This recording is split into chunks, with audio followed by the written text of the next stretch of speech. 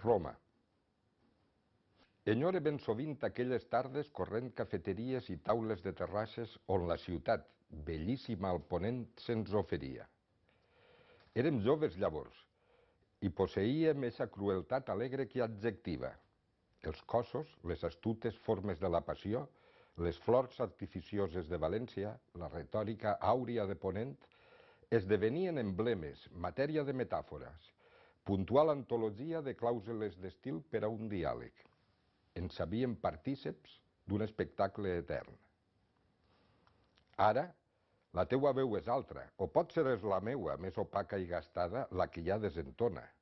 Estoicament ens ajuntem les tardes, algunes tardes, poques, a contemplar què passa per les taules i els versos del capvespre, com reposant un clàssic feixugament polsós, per mor de la cultura.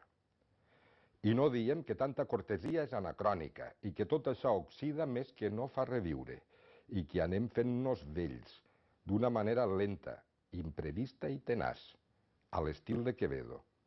Un estil que llavors ens semblava pretèrit, una amarga metàfora remota.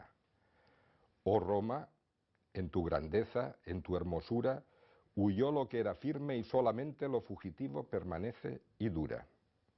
Perduraràs?